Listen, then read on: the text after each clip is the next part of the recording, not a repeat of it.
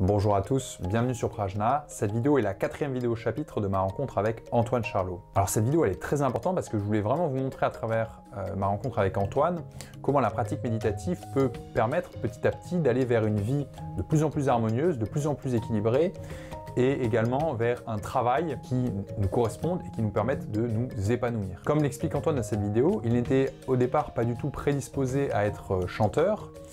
C'est quelque chose qu'il a découvert un peu après avoir commencé à pratiquer la méditation. Il a ensuite perfectionné son art du chant et il enseigne aujourd'hui dans une école qu'il a créée, l'art du chant, au travers de stages. Comme Antoine l'explique dans cette vidéo, son inspiration ne s'est pas bâtie du jour au lendemain. C'est quelque chose qui s'est fait de manière très progressive. Il a rencontré des difficultés et peu à peu, il est passé d'un travail classique comme salarié à un travail original en adéquation avec ce qu'il est. Voilà, donc dans cette vidéo, Antoine nous montre comment il a pu bâtir peu à peu son aspiration et comment ce chemin peut être une source d'inspiration.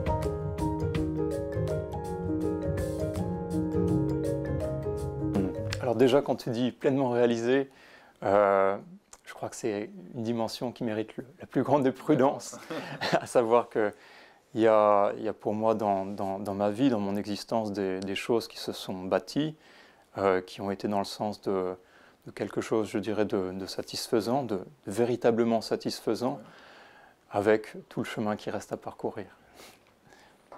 À partir de là, concernant le chant, comment est venue la passion du chant? Le chant est venu d'abord d'une envie, en fait, d'une simple envie.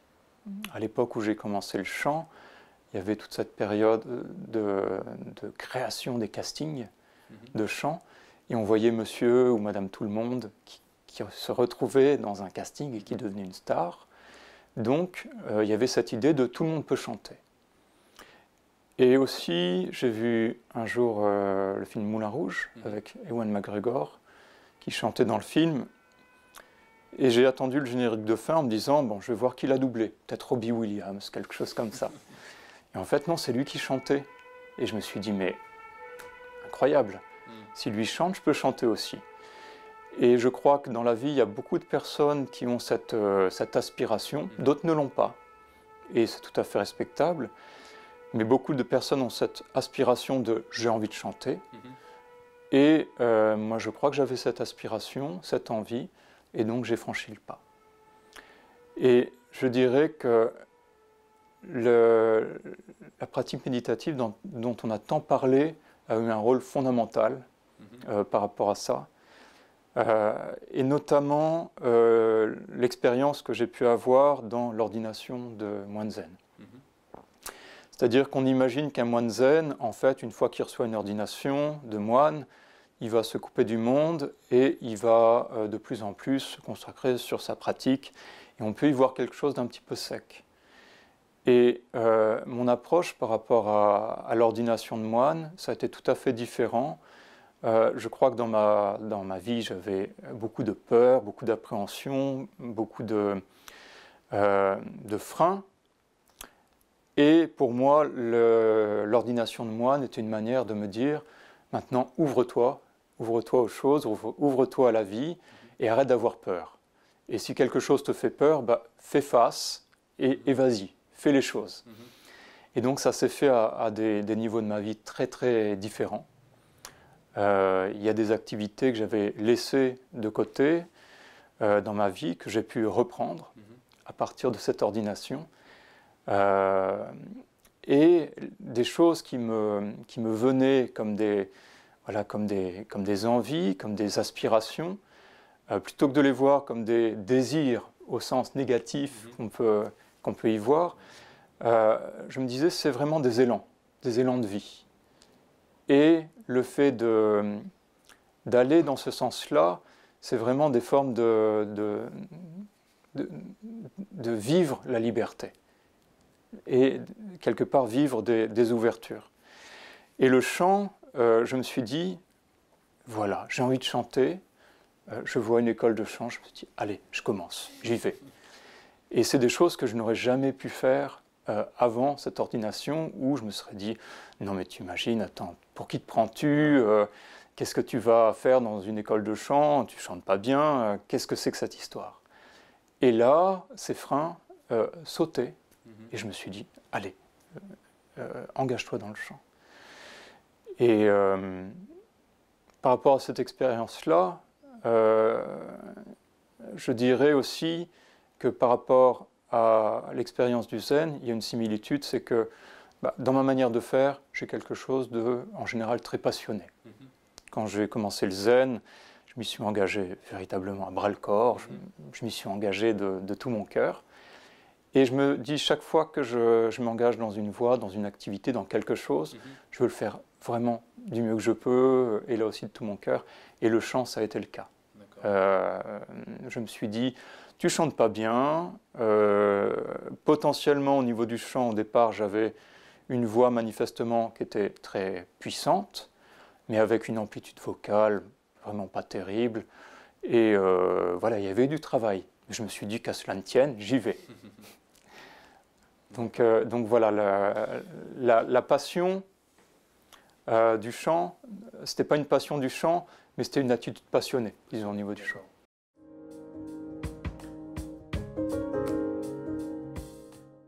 Déjà, c'est un long chemin. C'est un long chemin, parce que je te disais que je n'étais pas spécialement doué à la base pour le chant. C'est un chemin, comme je disais, de passion et de travail. Et par rapport à ça, dès lors que je me suis engagé dans le chant, j'ai beaucoup travaillé, beaucoup de chansons, beaucoup d'airs, et je pratiquais beaucoup. Alors je travaillais à l'époque dans une société d'huile essentielle, comme je disais tout à l'heure, et j'avais des longs trajets. La voiture est devenue mon terrain d'entraînement le plus propice. Et puis, dès que je pouvais pratiquer, je pratiquais. Et donc, des progrès sont arrivés. Sont arrivés aussi d'autres événements marquants dans ma vie. J'ai fait un stage de travail vocal avec une enseignante. Une amie m'y a traîné. Et elle était diplômée d'un certain Serge Willefart. D'un grand enseignant, maître de chant, Serge Willefart. Et je retourne voir ma prof de chant, je lui dis, j'ai fait un stage avec cette personne, est-ce que tu connais le maître de chant, Serge Willefart? Ma prof me dit, mais c'est mon prof. Donc je me dis, bon, il y a quelque chose. Et mon patron de l'époque, sachant que je commençais à chanter, me dit, mais ma femme a fait des stages de chant avec cette personne, et me met le livre de Serge Willefart sur mon bureau. Et je me suis dit, bon, là, ça serait vraiment utile de creuser, d'approfondir. Et immédiatement après avoir fait ce stage avec cette enseignante, je me suis inscrit, c'était au même endroit, dans la région niçoise, à un stage avec Serge Willefart. Et là, ça a été une rencontre vraiment déterminante. Dans un stage comme celui-là, ce premier stage, spécifiquement avec lui, avec son niveau de maîtrise, avec ce qu'il avait en termes de force pour transmettre, je dirais qu'il y a quelque chose qui a changé radicalement. Je parlais de mouvement de vie tout à l'heure. Là, j'ai véritablement senti dans ce stage des choses en moi qui s'animaient, des cellules qui se mettaient à vivre d'une manière que je ne connaissais pas, avec une sorte de joie, de jouissance même, d'entrain, et avec l'idée que je voulais vraiment prolonger cette expérience. Donc là aussi, c'était quelque chose de très corporel finalement. C'était vraiment lié au corporel. ressenti. Oui, pas forcément un désir mental, psychologique, mais vraiment quelque chose de... Absolument pas mental. C'était vraiment une sorte d'aspiration, d'idée que je pourrais vraiment trouver une nourriture qui était très bonne pour moi, je dirais.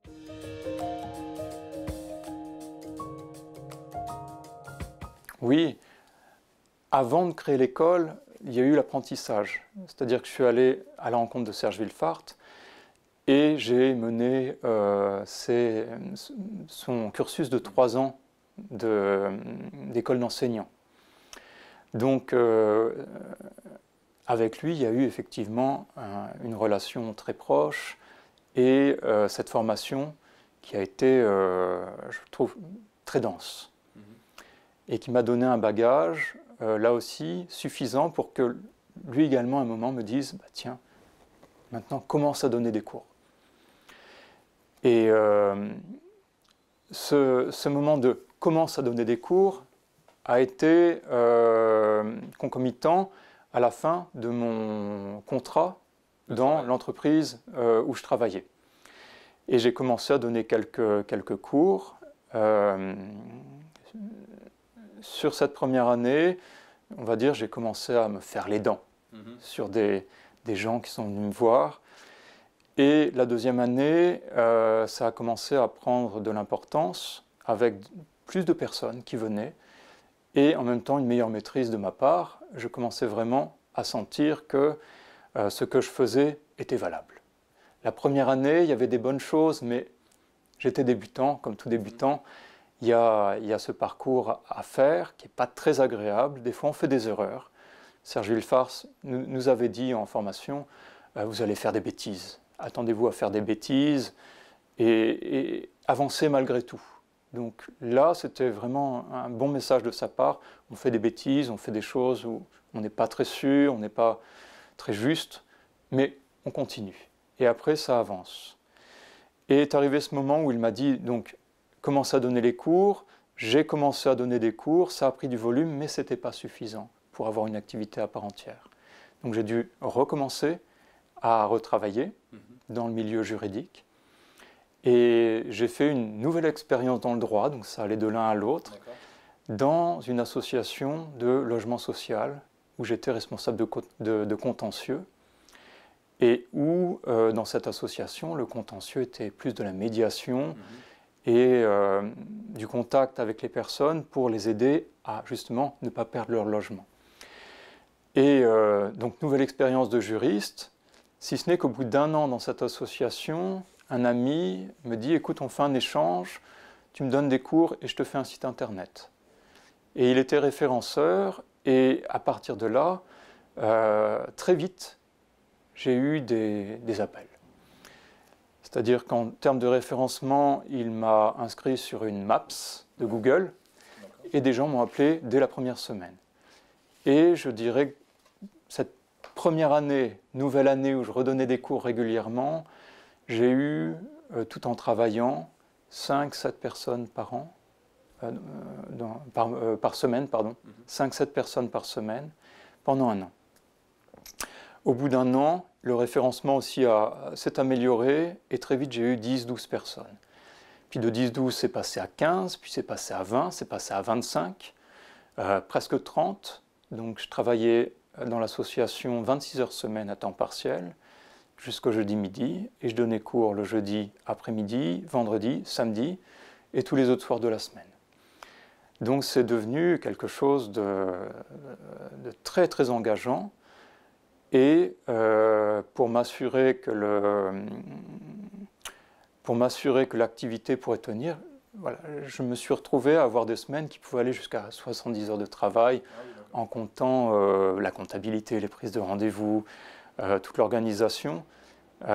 Pendant plusieurs mois, j'ai eu des semaines astronomiques, avec 6 heures du matin, réveil pour aller pratiquer la méditation. Le soir, j'allais pratiquer la méditation. J'avais aussi une vie personnelle, affective. Donc voilà, ça a été une vie, pas à 100%, c'était une vie à 200%. Et quelque part, c'était, voilà, l'une des difficultés, c'était pas une difficulté en soi, je savais que c'était un passage, mais c'était de tenir le choc et de basculer jusqu'au jour où j'ai décidé d'arrêter le travail juridique définitivement et me consacrer uniquement à l'enseignement du chant. Donc ça s'est fait progressivement? C'est quelque chose qui s'est construit de manière...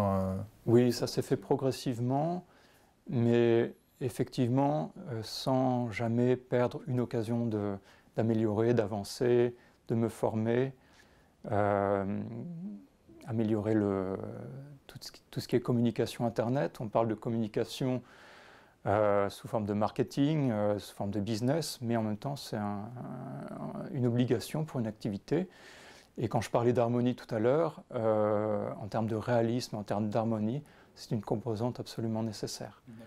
Donc, quant à développer l'activité, oui, ça mérite d'avoir une approche vraiment globale et oui, à plusieurs niveaux. Voilà, j'espère que cette vidéo vous a éclairé. Je vous mets dans le descriptif de la vidéo un lien vers l'Art du chant. Donc c'est le site internet sur lequel vous pouvez trouver des informations sur la méthode que propose Antoine. Il publie également des informations sur les stages qu'il propose à Nice ou à Paris. La semaine prochaine, je publierai une 5e et dernière vidéo chapitre sur ma rencontre avec Antoine. Je vous souhaite donc de passer un très bon week-end et je vous dis à vendredi prochain.